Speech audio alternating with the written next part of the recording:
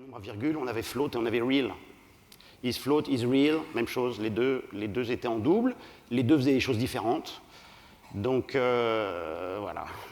En tout cas, aujourd'hui, tout le monde est logé à la même enseigne, il n'y en a plus qu'un. Float reste et real disparaît. Double va disparaître aussi, je crois que c'était un cast ou un truc comme ça, mais double dit s'en va. Il n'y avait plus qu'un seul mot en PHP, c'est un float. Facile? Ouais, allez, en avant. Ah, array qui existe.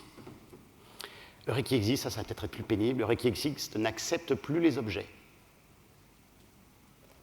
Jusqu'à présent, on pouvait lui passer un tableau ou un objet, et array qui existe va aller à l'intérieur de l'objet, chercher si la propriété est disponible ou pas, et puis à ce moment-là, il dit vrai ou faux. Mais array qui existe maintenant n'accepte plus les objets, il ne fonctionne que sur des tableaux, et les fonctions qui sont adoptées, effectivement, bon là c'est gentil, hein, PHP nous prévient, isSet, probablement plus efficace, et property exist si vous voulez récupérer l'information. Ça veut probablement dire que si jusqu'à présent vous étiez en train de béner un peu n'importe quoi dans la fonction, il va falloir faire le tri, peut-être un petit coup de type-int pour savoir ce qui rentre. Ou au pire, forcez-le avec un typecast.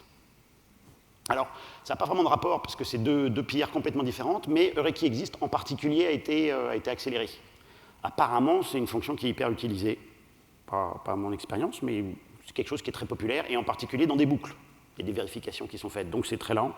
Et en termes d'accélération, array qui existe a maintenant son token dédié. C'est-à-dire que PHP, quand il est capable de repérer l'utilisation de array qui existe en tant que tel, va effectivement le transformer en un token, et à partir de là, le traitement se fait beaucoup, beaucoup plus vite. Résultat, ce que je suis en train de vous cacher sous le tapis, c'est qu'il faut que PHP comprenne très très vite que c'est un array qui existe. Résultat, je me suis forcé ici, j'ai agrandi ma slide, mais j'ai mis le slash pour bien insister que le array qui existe, c'est celui du global et non pas celui du namespace qui est en cours, qui potentiellement pourrait être lui-même renommé. Cela dit, si vous utilisez un use function array qui existe, vous avez exactement le même effet. Donc si vous ne voulez pas toucher aux 50 utilisations de array qui existent à l'intérieur du même script, un petit use au début et vous gagnez les performances. Bon, ça va? Ça fait peur jusque-là? On a fini avec les incompatibilités, alors on va attaquer les trucs un peu plus lourds. Modernisation, et là, la grosse star, 7.4, on s'y attend tous, c'est le séparateur numérique. Donc le séparateur numérique, on peut... Okay. C'est moi qui fais la conférence ici. Donc on peut maintenant rajouter un underscore, un souligné à l'intérieur de n'importe quel nombre. Donc vous l'avez avec un float, pas avec un real, hein, j'espère que vous suivez. On peut l'avoir avec un float, on peut l'avoir ici avec un grand nombre. Alors je vous rappelle, un décimal, hein, ça dépasse un peu les capacités, ça peut être dans les hexadécimales, dans le binaire, tout ce que vous voulez. Un seul, pas deux, parce que deux après, ça devient une constante. Donc un seul, vous pouvez le séparer, tous les nombres les uns à côté des autres si vous voulez. Vous pouvez n'en mettre qu'un, vous pouvez en mettre plusieurs à l'intérieur. L'idée étant de ne pas se retrouver avec des nombres énormes qu'on n'arrive pas à déchiffrer, mais de pouvoir faire la différence entre quelque chose qui ressemblerait à un numéro de téléphone ou à une date ou des choses comme ça. Sachant que les règles habituelles de transformation des nombres s'appliquent. Donc si vous commencez avec 2 zéros ici, ou un 0 parce que c'est un numéro de téléphone, ça va devenir un octal. Donc après, PHP ne va pas comprendre comment ça marche. C'est uniquement de la lisibilité. Bon, puis en plus, vous allez pouvoir faire des petites blagues avec les copains, parce que l'underscore ne doit pas être au début ni à la fin. Donc là, il y a de quoi faire des trucs marrants. Bon, alors une fonctionnalité moins sympa, par contre, évidemment, les propriétés typées. Ça, je suis sûr que vous ne connaissiez pas. Non, hein, voilà, donc heureusement que je suis là pour vous le présenter. Donc les propriétés typées, on a déjà le typage for qui est possible sur les arguments, sur les fonctions de retour. Pas sur inval, si vous avez essayé le quiz de Fred, hein, il y avait un petit truc, inval n'a pas de typage fort, hein, c'est complètement normal. Et maintenant, on peut les rajouter sur les propriétés. Donc on précise, il faut commencer par, je ne sais pas ce que c'est d'ailleurs, c'est une option, un truc comme ça, mais public. Var fonctionne encore, donc si vous voulez faire du PHP 4 et que vous avez encore des classes avec var, mais que vous voulez faire le typage fort de PHP 7.4, c'est possible. Hein, c'est marrant, j'ai toujours ambiance différente là-dessus. Mais voilà, ça marche sur des typages for class, typage scalaire, il n'y a pas de souci, vous pouvez le mettre comme vous voulez. Et ce que vous pouvez aussi remarquer là, c'est que typiquement, j'ai pas mis de valeur, parce qu'on va se retrouver avec un souci, c'est que tout ça, c'est du typage, donc ça se vérifie à la compilation. Et vous n'avez toujours pas la possibilité de passer derrière et de dire ben, je veux un std class, je crée un objet de ce truc-là à la compilation. Donc on va être derrière, par défaut, une valeur qui sera nulle. Résultat, on se retrouve effectivement avec maintenant une espèce de période transitoire, parce qu'on crée l'objet, et si, comme je vous l'ai fait là par exemple, il n'y a pas de constructeur, à la création de l'objet, la propriété doit être typée, donc là j'ai mis un std class quelconque, la propriété doit être typée, mais elle n'a pas été encore assignée. Résultat, PHP, pour le moindre accès, va râler et dire « je ne peux pas le faire ». J'ai que la moitié du message, moi. Va dire « je ne peux pas accéder, vous ne devez pas toucher à la propriété tant qu'elle n'a pas été assignée ». Et évidemment, au moment donné de l'assignation, il y aura une vérification qu'on essaie bien de mettre une std class dans la propriété qu'on attend ou autre chose, et donc une erreur qui pourrait arriver. Je vous recommande évidemment de l'utiliser à l'intérieur du constructeur. Constructeur, comme ça, vous finissez de faire l'initialisation et le typage à ce moment-là se fera correctement. Donc ça va être un effet un petit peu bizarre. L'illustration ici, c'est que le fait que ça ne soit pas fait dans le constructeur est possible. Donc si vous manipulez beaucoup de getters and setters, donc vous voulez pouvoir créer l'objet puis après le terminer un peu plus loin, tant que vous ne touchez pas la propriété d'ici là, c'est correct. Une fois que vous l'avez fait, il a signé une première fois, à ce moment-là, PHP arrête les vérifications, il accepte d'utiliser les propriétés au fur et à mesure. À part ça, il n'y a pas grand-chose de plus à raconter.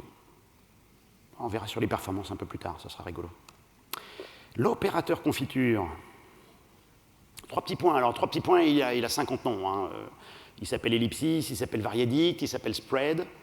Spread, ici, c'est son utilisation, c'est littéralement l'opérateur confiture. J'étale ce que j'ai. Donc, je prends un tableau, j'ai un certain nombre d'éléments, et quand je mets les 3 petits points, à ce moment-là, ça revient à étaler l'objet, à l'aplatir et à s'arranger pour que les éléments passent les uns à côté des autres. Jusqu'à présent, ce truc-là, on l'utilisait où? Dans les signatures. Dans les signatures et d'ailleurs à l'appel aussi. C'est-à-dire qu'on peut très bien dire j'appelle une fonction avec un nombre illimité d'arguments, 3 petits points, tout va être rassemblé dans un tableau et mis dans le dernier argument. À l'inverse, quand vous appelez et que vous voulez libérer un certain nombre d'arguments qui ont été accumulés dans un tableau, pas la même chose, vous pouvez utiliser variadict.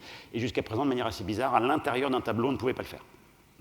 Donc ici, on prend un tableau, on dit je le mets à l'intérieur d'un autre et je l'aplatis, et à ce moment-là, ça vous permet d'agrandir le tableau. C'est surtout un petit peu de syntaxe, c'est rigolo, c'est mignon. Sachez aussi que ça ne marche pas du tout avec les hash. C'est-à-dire que si vous avez des noms de clés, il va falloir d'abord passer un coup de array values pour vous débarrasser des clés, et à ce moment-là, vous allez pouvoir effectivement étaler le tableau. Donc si vous extrayez des choses d'une base de données et qu'il y a des noms partout, vous avez forcé un objet en tableau, hein, parce qu'il y avait un array keys avant, le array key existe, et ben il va falloir commencer par éliminer les clés elles-mêmes. Sympa? Ouais, sympa. Alors, les fonctions fléchées. Alors c'est la traduction, en anglais c'est raw function, tout simplement parce qu'on a effectivement ce truc-là. D'accord, hein, ils ne sont pas allés bien loin. Bon, en même temps, c'est mieux que d'avoir une fonction qui s'appelle fn. Je trouve ça sympa. Fn, d'ailleurs, est maintenant un mot réservé en PHP, donc vous ne pouvez plus l'utiliser en tant que tel, ni pour les fonctions, ni pour les classes. C'est réservé exactement là. Et donc, on voit exactement comment ça se passe. Ça joue à peu près le même rôle d'une closure. On crée un petit bout de code à un endroit, on lui donne des arguments, et à partir de là, on pourra l'exécuter un peu plus tard quand on en a besoin. Ici, c'est un exemple sur un array map. La petite nuance, bon d'abord moi j'aime pas ça en général, donc vous allez vite l'entendre, mais je vois pas pourquoi est-ce qu'on a besoin d'une syntaxe complète. Donc j'ai déjà préparé de quoi vous montrer que ça marche pas. Mais on a ici l'argument qui sera utilisé plus tard, et puis ça, puissance, ce qu'il faut comprendre, c'est qu'il vient de là en fait. Donc la fonction fléchée prend le contexte dans lequel elle est créée. Les arguments sont destinés à être des points d'entrée pour le moment donné de l'exécution, qui maintenant est complètement différé. On va dire, je prends une expression, je mets des arguments qui seront utilisés plus tard. Tout le reste, il n'y a pas besoin de le déclarer avec un use. Je le mets directement à l'intérieur, ça apparaît. Donc le contexte complet d'exécution de la fonction de définition, ça fait beaucoup, hein, mais bon, va être embarqué et va être réutilisé plus tard quand PHP va l'exécuter. Donc, évidemment, comme j'ai dit, j'aimais pas ça, j'ai fait le kéké. Je me suis dit, je vais essayer de voir ce que ça donne avec une closure, en me disant, bah voilà, ça ne sert à rien de le remplacer. Oui, si ça remplace, ça va simplifier quand même énormément les choses à partir du moment donné où vous avez une expression simple. Alors, je vais revenir là-dessus, je vais revenir en arrière, parce que, hop. Si vous regardez bien là, il n'y a pas de return, il n'y a rien. D'accord ? La fonction ne prend qu'une seule expression, elle est destinée à être simple, je dirais littéralement écrite en une seule ligne, et c'est ce qu'elle va retourner à la fin. Donc c'est vraiment destiné à des petites expressions en ce moment. Évidemment, maintenant qu'on a cette contrainte, il y a tout de suite des bugs qui ont été rapportés pour disant je veux pouvoir faire des fonctions fléchées avec 2 expressions. Hein, évidemment, normal. Mais à ce moment-là, il faut passer en closure, et il faut admettre quand même que les closures, c'est plus compliqué. On est obligé d'utiliser use pour récupérer les informations du contexte, et puis après, en plus, le retour doit se faire via les arguments entrants. Donc c'est effectivement, il y a des cas d'usage qui vont être intéressants à étudier. Comme d'habitude, les frameworks vont être très gourmands de ce genre de choses. En termes de performance, non, ça a déjà changé. Non. Oui, j'ai déjà changé. En termes de performance, c'est exactement comme les closures, c'est-à-dire que dès que vous avez répété ça une deuxième fois, c'est moins performant qu'une fonction qui aura été nommée et compilée. Donc réfléchissez-y, les closures ont vraiment leur application, mais il faut que ça soit quelque chose qui vous sert. Alors, contravariant, covariant, ça c'est du lourd aussi. C'est du lourd. Pour l'instant, qu'est-ce qu'on a en PHP?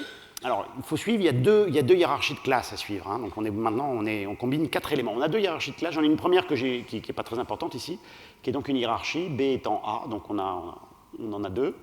Et on a une deuxième hiérarchie de classes, et c'est celle qui nous intéresse, qui est complètement séparée, qui est classe C1, classe C2. Et donc C2 étant C1, et en plus surcharge une méthode entre les deux. D'accord ? En PHP 7.3 encore, on est obligé d'avoir la même définition, la même signature pour la méthode dans les parents et dans la classe fille. À quelques petites nuances. On peut effectivement dégager le return type ou dégager celui de l'argument et puis rajouter celui du return type. On a des petites marges de manœuvre, mais pas grand-chose. Or, en fait, ce qui va se passer, c'est que les 2 classes ici pourraient avoir des types différents à partir du moment donné où ces types sont complémentaires.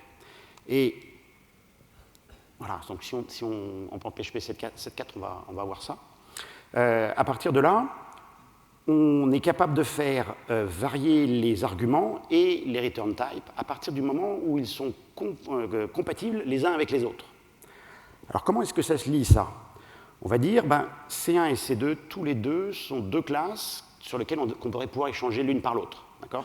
C'est-à-dire que si je fais une vérification en disant est-ce que mon objet est un objet de type C1, mais qu'on me file un C2, je devrais pouvoir l'utiliser comme normalement. Et je devrais pouvoir l'utiliser comme si la classe C1 était appelée, même si c'est un C2, et donc avec les mêmes arguments et les mêmes contraintes que celui de la méthode. D'accord ? Donc quand je fais une vérification sur C1, je me dis je vais pouvoir passer un argument A, et résultat, l'argument va être... non, c'est pas la bonne slide, c'est celle-là. L'argument B, là-haut, est plus précis que celui qui était demandé par C2, mais il fonctionne quand même. Donc les 2 signatures sont différentes, mais si je fournis un argument de type A, B, eh bien, ça passera dans les deux méthodes. Ce qui fait que les arguments vont évoluer de manière contravariante. Je peux spécialiser mes arguments et être de plus en plus dur avec eux, parce que de toute façon, si jamais je passe par défaut sur la classe C2, eh bien à ce moment-là, ça va quand même se passer. Le problème inverse apparaît avec les return types qui disent que le return type me retourne A, mais si par erreur on m'a filé un C2 et que je récupère un objet plus précis, eh bien ça sera compatible avec la définition d'en haut. Donc les arguments ici sont en mode contravariant. Ils vont évoluer dans la direction inverse de la classe. Plus vous descendez, plus vous êtes obligé de les élargir. Inversement, les return types commencent génériques et eux peuvent être de plus en plus spécifiques. Ouais, hein. On n'a pas beaucoup de temps, donc on va avancer. Mais il faut s'y mettre. Ça permet effectivement quand même de changer un petit peu les signatures et de les faire évoluer tout en restant compatibles avec les types. Petites nuances qui vont intervenir là-dedans. Ce que je viens de vous montrer, ça marche bien parce que j'ai mis toutes les définitions dans le même fichier. Qui est-ce qui met toutes ces définitions de classe dans le même fichier? Ça va, il y en a qui soit ils dorment tous. Soit... donc ça va marcher parce qu'à ce moment-là, PHP fait une première passe, récupère les classes, récupère les extensions, et à partir de là, il peut tout vérifier. Ce qui va se passer maintenant avec le return type, avec la contravariance et la covariance, PHP va prendre les arguments, et une fois qu'il est au bout, il va dire il faut que je vérifie si la classe B que j'ai là, elle est bien reliée et dans la même famille que dans la classe précédente. Résultat, l'autoload va être un petit peu différent parce qu'après avoir vérifié les classes, vérifie les arguments, et pour les arguments, il va devoir maintenant charger au passage toutes les classes intermédiaires et toute la hiérarchie pour être capable de vérifier que les arguments sont bien compatibles les uns avec les autres. Ça veut dire qu'aujourd'hui, on a une situation où les arguments ne sont pas vérifiés parce qu'il suffit juste de faire une comparaison à l'égalité, PHP risque de faire plus d'autoload en avance de phase que ce qu'on fait jusqu'à présent.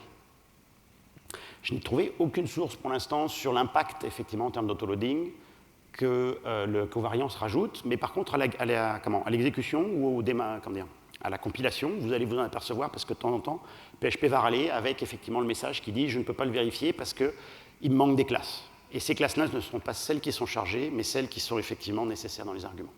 D'accord ? Donc méfiez-vous de ce truc-là. A priori, si vous bougez de 7.3 à 7.4, il n'y aura rien. Si vous voulez en profiter, il va falloir faire un petit peu plus attention. Allez, on va finir en roue libre. Qu'est-ce qu'on a là? Un argument, encore une assignation courte pour tous les gens qui aiment beaucoup l'opérateur coalesce, mais qui doivent maintenant réassigner des valeurs à elles-mêmes. Jusqu'à présent, nul coalesce vérifie si la valeur existe. Si elle existe, il la prend. Sinon, il prend une valeur par défaut. Donc ça, c'est pratique si vous faites un appel de méthode. Envoie-moi la variable A, et si la variable A n'existe pas, tu m'envoies une valeur par défaut, une chaîne, un entier ou des trucs comme ça. Mais si vous voulez en fait récupérer cette valeur-là pour vous l'assigner elle-même, il va falloir faire un truc un petit peu comme ça pour effectivement arriver à réassigner une valeur par défaut. Résultat, maintenant, on a ça. Super. Ça va compenser les short tags. Hein. Ouais. Moins embêtant, par contre, plus pratique, remerge. Alors, on a parlé tout à l'heure des variadiques qui réapparaissent ici. Le remerge est très pratique pour justement faire des fusions énormes. Donc, si vous avez des gains de performance à avoir, par exemple, hors de question de mettre un remerge à l'intérieur d'une boucle, parce que le remerge va bouffer énormément de mémoire, à être obligé de recréer des objets les uns après les autres. La recommandation, c'est de dire, si vous voulez faire un énorme remerge, rassemblez chacun des tableaux à l'intérieur d'un tableau plus grand et n'appelez remerge qu'une seule fois. Et donc, c'est exactement ce qu'on voit ici. Donc, je prends un certain nombre d'éléments, je n'ai donc un tableau de tableaux, ce qui pour PHP n'est pas très compliqué parce qu'en fait, il garde des références. Donc, en termes de mémoire, ça ne coûte pas très cher, ça se compile très bien.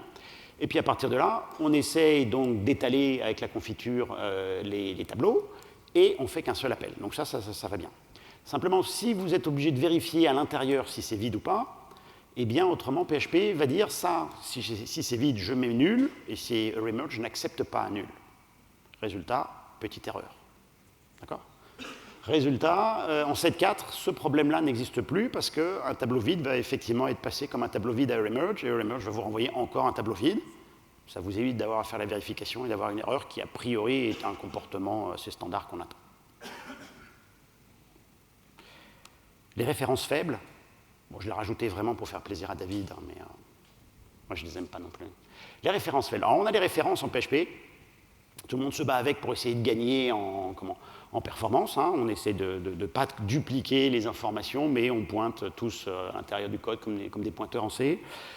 Les références ne fonctionnent pas comme ça en C, mais par contre les références effectivement gardent les informations en mémoire, parce que le garbage collector, quand il va s'apercevoir qu'il y a une référence qui existe sur un bout de données, il va dire ça, je ne vais pas l'effacer. Résultat, si vous accumulez effectivement des informations les unes après les autres, eh bien, le script ou l'application peut accumuler des informations et le garbage collector, de toute façon, j'ai des références partout, je ne peux pas supprimer ces références-là, étant donné que quelqu'un en a peut-être besoin, et donc le script ne fait que grossir. Alors, les références faibles essaient de résoudre ce problème-là en donnant la possibilité au garbage collector de passer et de dire ça c'est une référence, mais c'est pas grave, on peut la supprimer si on peut. Ça demande quand même un petit peu d'organisation, parce que jusqu'à présent, une fois qu'on a alloué de la mémoire et qu'on a stocké un objet, on se dit je vais le rappeler et puis il va me donner une valeur. Alors que là, on laisse le garbage collector dire ça, c'est pas mon problème, je peux l'enlever, je l'élimine, résultat, tu crois toujours que c'est là, mais en fait, la variable a disparu. Alors, dans quelle situation ça peut se trouver ? Ça peut se trouver dans des situations où on manipule beaucoup de données, mais que ces informations-là, par exemple, fonctionnent avec un cache. Avec le cache, on a toujours cette situation, si je ne l'ai pas, je vais dans la base pour le chercher, si je l'ai, c'est déjà sorti, donc à ce moment-là, je le rends. Mais la présence de l'information n'est pas importante, parce que si elle est là, on gagne un peu en vitesse, si elle n'est pas là, on a un moyen de compenser, d'aller dans la base de données. C'est plus lent, mais ça marche quand même. Donc en imaginant quelque chose qui vous demande au niveau de PHP d'accéder à l'information de manière assez régulière, vous accumulez des objets, bon, si vous en faites 50, c'est correct, ça ne fait pas trop de données. Si d'un seul coup la base est très grosse, vous allez utiliser le cache, et au bout d'un moment, le cache va dire, bah, je commence à être un peu à l'étroit, quoi. Et donc il va dire, j'atteins les 10 000 objets, ah, mais comme j'ai fait des références faibles, bah, les premiers qui sont passés, je vais les éliminer. Et résultat, c'est PHP qui va faire le système de cache, et c'est plus à vous d'avoir à gérer, est-ce que cette référence-là m'est encore utile, ou est-ce que je peux au contraire l'éliminer. Personnellement, je n'ai pas encore vu à quel point ça allait être utile, à quel point ça va me servir. Pour des gens qui manipulent beaucoup d'informations et qui ont des gros besoins en mémoire, ça sera peut-être effectivement une solution pratique. Mais encore à chercher, je pense que certains d'entre vous auront des applications intéressantes, donc quand ça sortira, faites des articles pour qu'on en sache plus. Alors, pour terminer, qu'est-ce qu'on a? Strip tags, la révolution. Au lieu d'avoir une espèce d'horrible chaîne de caractères qui explique quels sont les tags qu'on veut bien autoriser dans strip tag, maintenant ça a été amené au niveau supérieur, on peut passer un tableau. C'est pratique, ça fait quand même un peu moins PHP 4 qu'avant quand même, non? Pas grave. Procopen, un peu la même chose. Si vous avez des problèmes de protection des caractères quand vous les mettez quand vous les concaténez avant de les mettre dans un shell. Non, je ne vais pas dire ça. Donc si vous voulez protéger les informations, les garder telles que PHP vous les a données jusqu'à présent, mais que vous ne voulez pas les remettre dans un shell avant de les exécuter avec un shell exec, Procopen maintenant accepte que vous lui passiez un tableau avec chacun des éléments tels qu'ils sont séparés. Avec un shell exec, qu'est-ce qu'il faudrait? Bon, bah, PHP-R, c'est correct. Par contre, le echo qui est à l'intérieur, il faudrait qu'on le protège. On va le protéger avec quoi? Guillemets simple, guillemets double, mélange des deux. Il faut passer 2 fois pour arriver à quelque chose qui soit stable et que le shell arrive à comprendre sans s'en mêler les pédales entre les guillemets de l'un et les guillemets de l'autre. Il paraît que sur Windows en particulier, c'est effectivement l'enfer.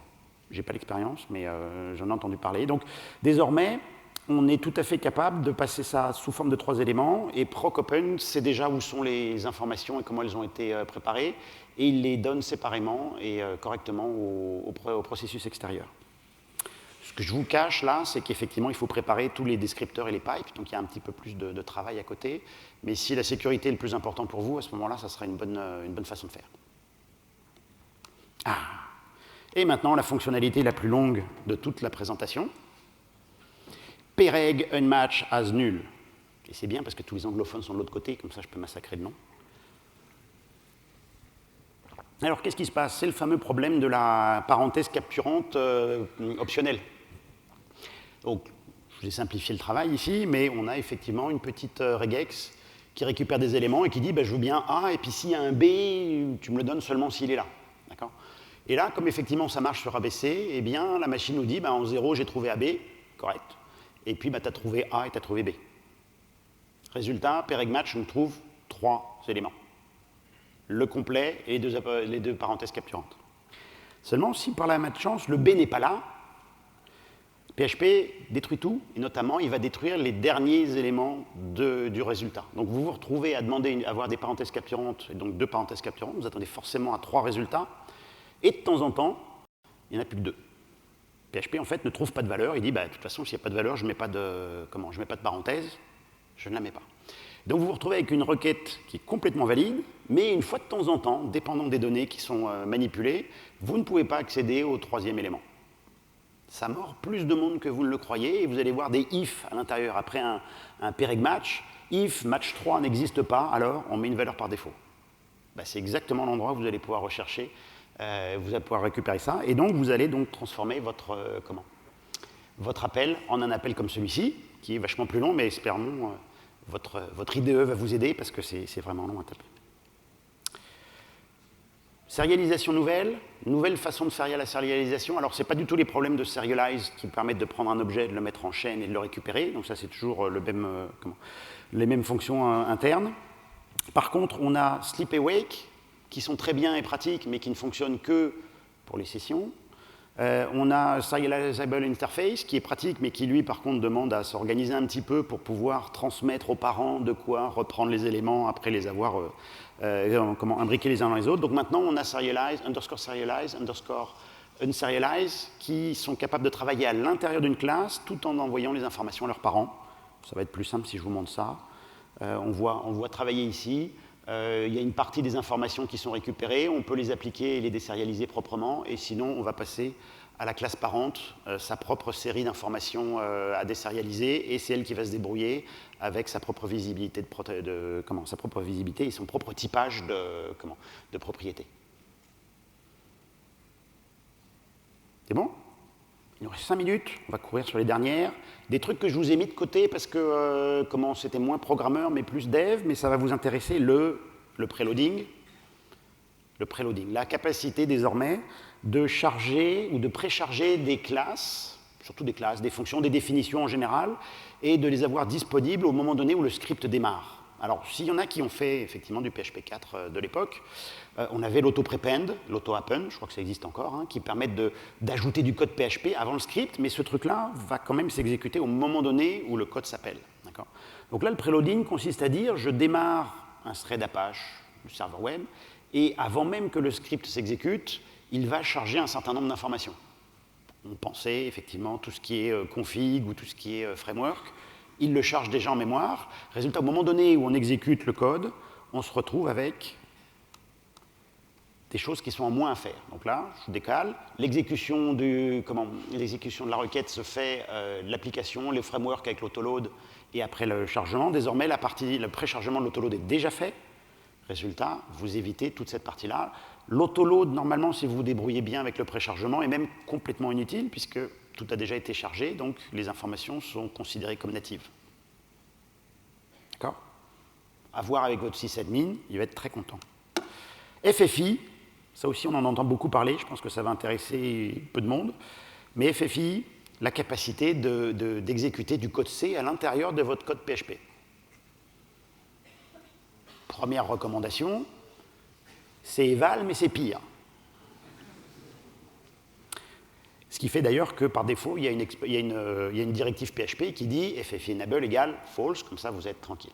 Ça va sûrement vous intéresser si vous êtes en train de faire justement la migration. Vous avez un framework, vous êtes en train d'essayer d'en écrire une extension, mais au début c'est un petit peu difficile d'écrire une extension, il y a pas mal de choses à maîtriser. Par contre, pondre un petit code C et puis charger une DLL, ça se fait très bien, une DLL ou une lib ou des choses comme ça.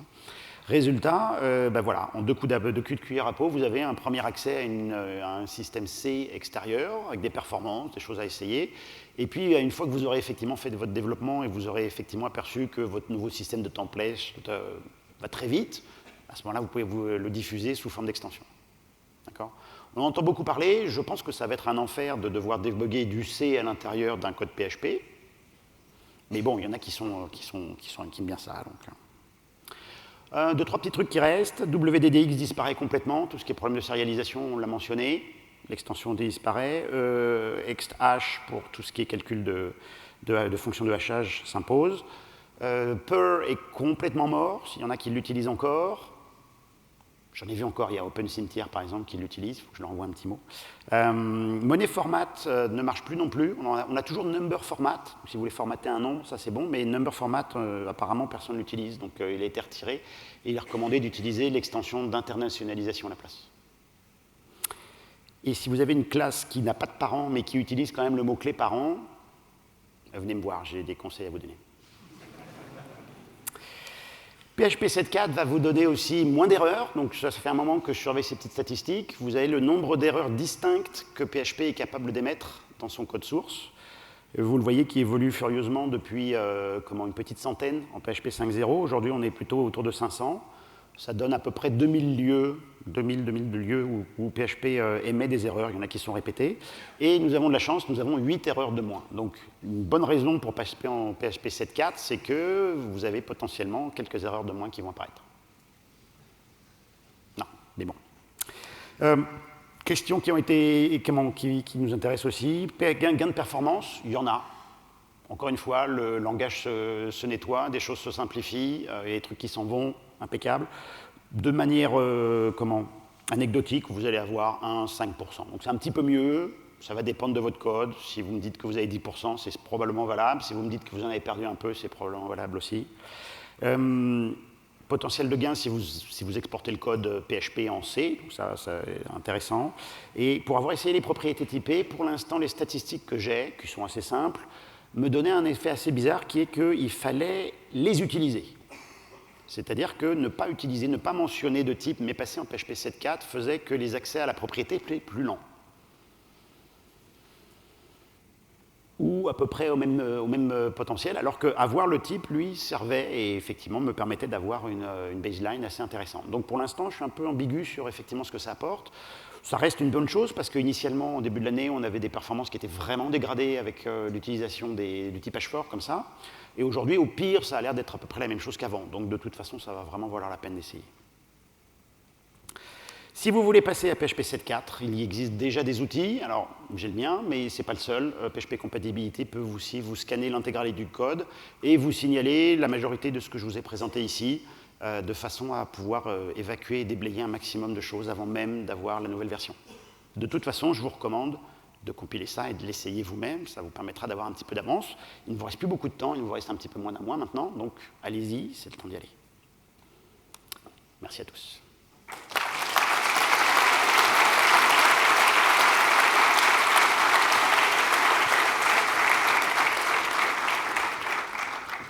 On a le temps pour une question.